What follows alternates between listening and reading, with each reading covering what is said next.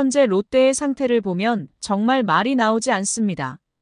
타선이 문제가 아니에요.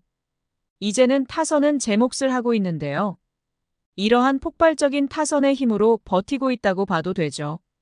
그러나 결국 투수력의 부족으로 발목을 잡혀서 2연패를 당했네요. 144경기나 치러야 하는 페넌트 레이스에서 언제나 승리를 한다는 것은 불가능에 가깝지만 후반기를 맞이하는 김태형 감독의 입장에서는 한숨이 나올 뿐입니다. 결국 마운드의 문제를 해결하지 않고는 롯데의 미래도 암담하기만 한데요. 박세웅의 기복 있는 투구에 이제는 윌커슨까지 불안해지고 있는 상황에서 김태형 감독은 새로운 전략으로 승부수를 띄울 것으로 보이죠. 시즌 초와 다르게 지금은 칭찬해줄 선수가 많은 것도 사실이나 현재의 성적은 정말 화가 나네요. 이제는 마운드를 다시 재정비해야 하는 상황이지만 마땅히 믿을 만한 투수 자원이 절실합니다.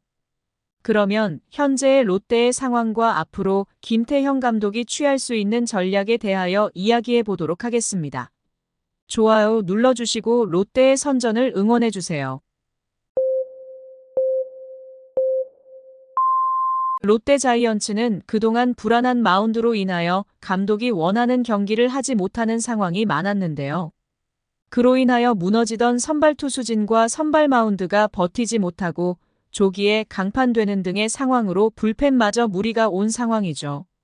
전반기 레이스가 종료되고 이제는 후반기를 맞이해야 하는 상황이지만 앞으로의 전략이 매우 중요하게 되었는데요. 그나마 올스타전 휴식기가 롯데의 입장에서는 큰 위안이 되었습니다. 간단히 최근의 롯데의 상황을 살펴보자면 지난 3일 잠실에서 열린 두산 베어스와의 경기에서 8대 13으로 역전패를 든 경기를 들 수 있겠는데요. 이 경기 전까지 연일 맹타를 휘두른 타선의 힘으로 5연승을 질주했던 롯데는 이날 패배로 연승이 끊겼죠. 더 아쉬운 것은 초반에 기껏 상대편을 기선제압을 해놓고도 마운드의 붕괴로 한 경기에 만루 홈런을 2방이나 맞으며 다소 어이없게 패배를 했다는 점입니다. 더욱이 잠실구장에서 한 경기 만루 홈런 2개가 나온 것은 KBO 리그 출범 이후 처음 있는 상황이었죠. 이 경기가 더욱 아쉬운 이유는 1회와 2회의 타선에서 무려 6득점을 기록해줬기에 당연히 승리를 할 줄 알았다는 것인데요. 그러한 상황에서 대역전패를 당했던 결과가 더욱 아플 수밖에 없습니다. 4일 경기에서 외인 에이스인 윌커슨을 투입했음에도 불구하고 타선은 9회에 고작 3점을 획득하는데 그쳤기에 전날 경기의 여파가 크다고 할 수도 있죠. 올 시즌 타선에 비해 투수력 부족이 약점으로 꼽혔던 롯데의 예견된 결말이기도 했는데요. 팀 타율 2할 8푼 1리와 장타율 4할 2푼 6리, 득점권 타율 2할 8푼 9리, 그리고 OPS 0.775 등 공격력 면에서는 상위권에 위치하고 있지만 마운드의 성적을 보면 평균 자책점 5.14로 하위권에 처져 있죠. 구체적으로 선발진과 구원진 모두 5점 이상의 평균 자책점을 기록하고 있기에 마운드 전체가 문제점을 가지고 있다고 봅니다. 물론 후반기에 선발로 찰리 반즈가 복귀한다면 롯데의 마운드는 지금보다 사정이 좋아질 수 있는데요. 하지만 토종 에이스 박세웅이 또다시 부진을 거듭하면서 기복이 심해졌고 사선발 나균안이 사생활 논란에 더해 9위가 1년 만에 뚝 떨어져 국내 선수들의 상태가 생각보다 좋지가 않죠. 불펜 역시 지난해 필승조로 활약을 했던 구승민의 활약이 예년만 못하다는 평가가 있으며 선발에서 구원으로 보직을 이동한 이민석도 아직 보여준 것이 없어 기대보다는 우려가 큰 상황에 처해 있습니다. 김태형 감독은 선발 로테이션의 공백 때문에 버릴 수 없는 박세웅에게 이렇게 조언을 했는데요. 직접 마운드까지 방문을 하며 주자는 신경 쓰지 말고 타자 하나하나 잡자고 얘기를 했는데 주자만 나가면 거기에 신경을 쓰느라 공을 자꾸만 어렵게 던지려고 한다. 주자 점수는 다 준다고 생각하고 타자 하나만 보고 하라고 하는데도 본인은 그게 잘 안 되는 것 같다며 안타까워하기까지 했죠.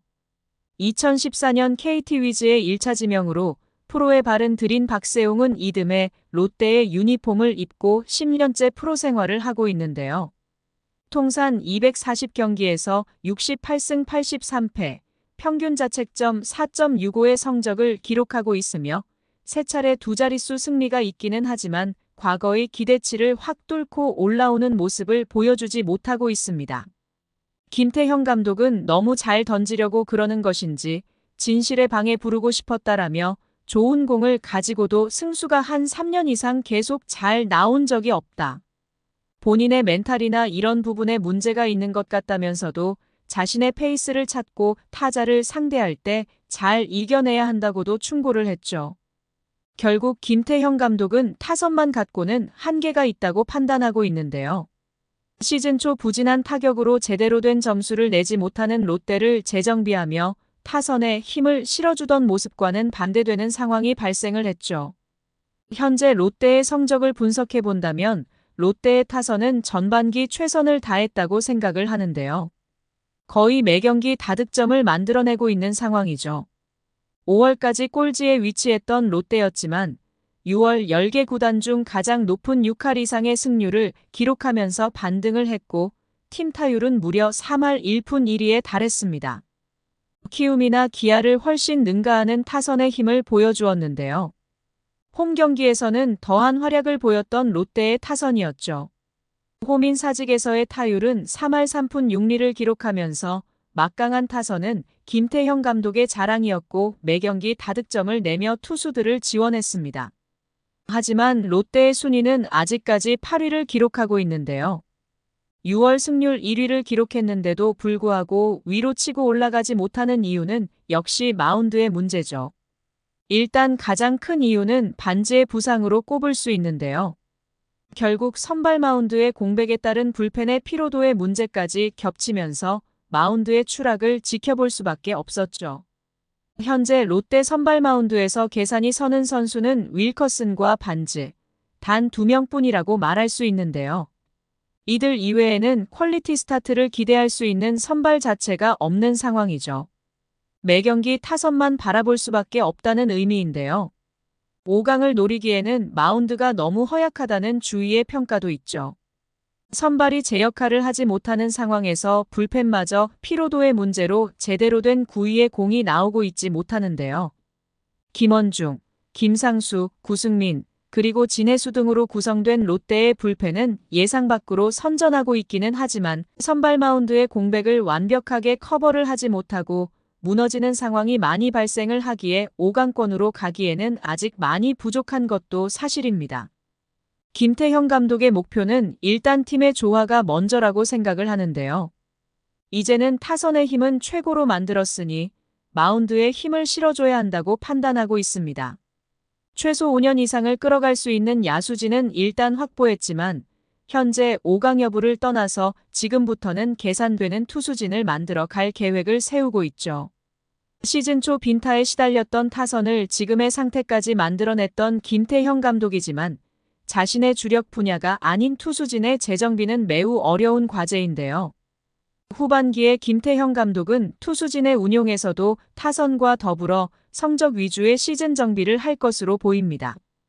반지까지 복귀를 한다면 최소한의 의지되는 투수를 확보하며 박세웅에게는 멘탈을 회복시켜 자신감을 찾게 하고 선발 로테이션을 유지하기 위하여 남은 두 자리의 다양한 실험이 반복될 것으로 보이죠.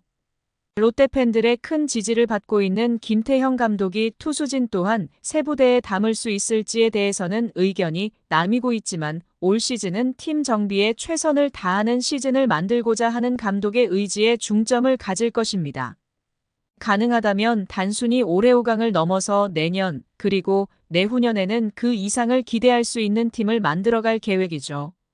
지금 구독 누르시면 행운이 찾아갑니다.